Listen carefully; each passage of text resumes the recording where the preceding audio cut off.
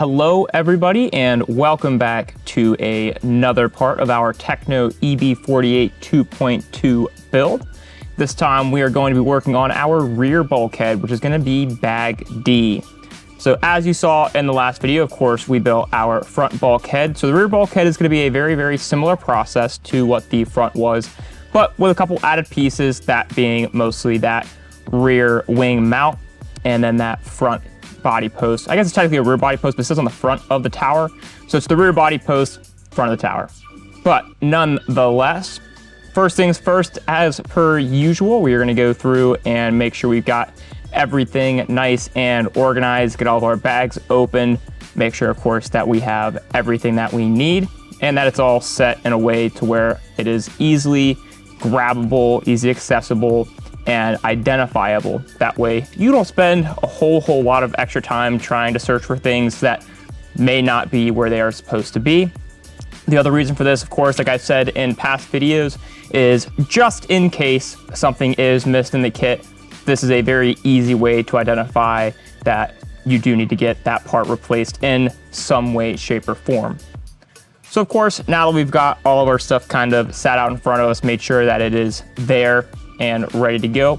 You can see I am going to make a slight change on mine. I'm going to do a slightly different rear standoff. It's a little bit longer. I believe it's the +2 that I'm using compared to the standard kit one, but build wise, it'll build the exact same. So just like last time, we're going to go ahead and get those bearings in and our pinion gear mounted. Make sure you do grab that fancy super duper shim. That'll go, of course, on the outside of the pinion gear. And then in this case, instead of just an out drive, this is going to be a universal super small drive shaft joint, but it will assemble the same way as that front out drive. Always make sure that your set screw is going to go onto the flat and make sure that there is no super duper gaps between the pinion gear and the out drive. You don't want that piece to be able to move forward and backwards. You want to minimize that movement as much as possible. So make sure it's nice and tight. And then of course, Loctite that set screw, get it cranked down on there super tight.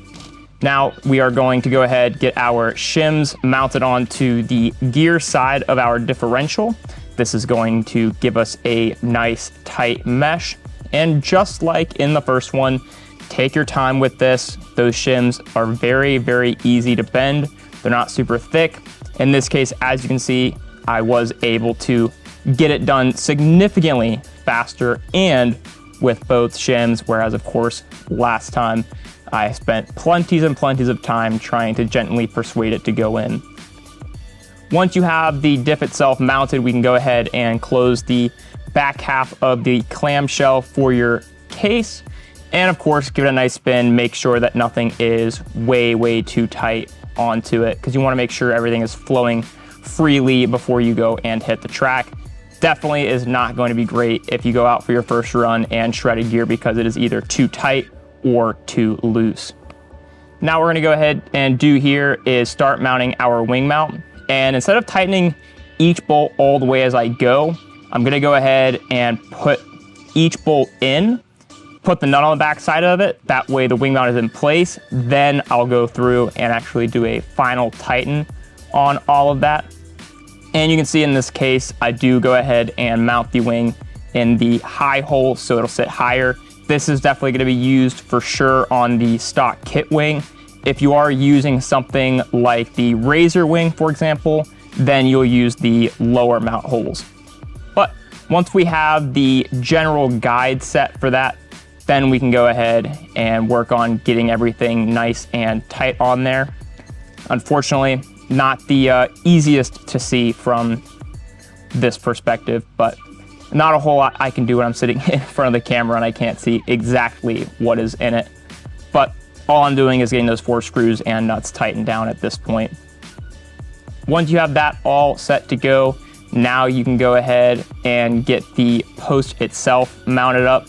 This is going to be 2 screws. You'll have one top and one bottom, whereas some kits do have just like a nub. and then you mount it with a singular screw. This one goes for the ultra super duper durability using both screws. So just like that wing mount, I go ahead, I get the bottom screw just kind of started, then I'll filter in the top screw and then tighten them both down together.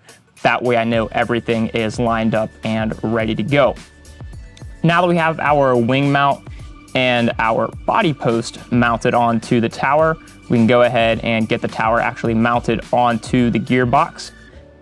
As you can see, I'm having a great time doing that, but it is what it is. Stuff happens sometimes.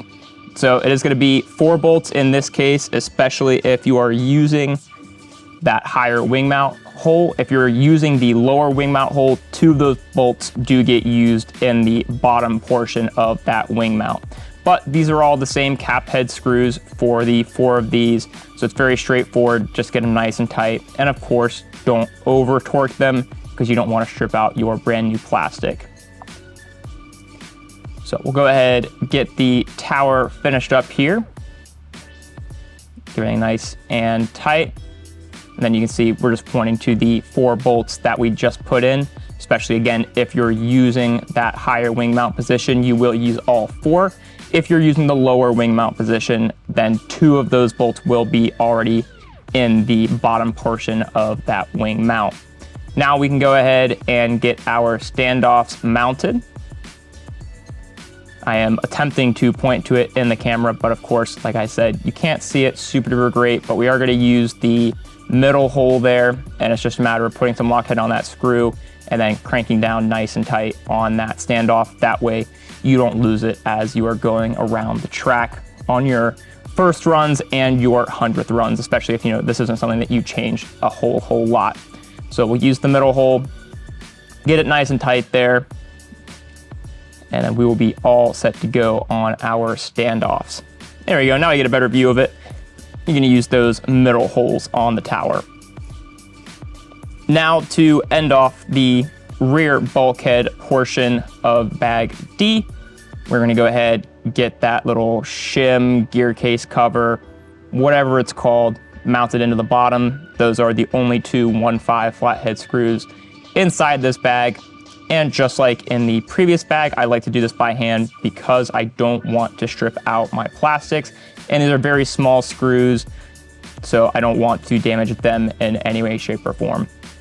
Once we have that all done, that will conclude bag D of our 48 2.2 build. Do a final check, make sure everything is smooth, and we'll see you in the next one.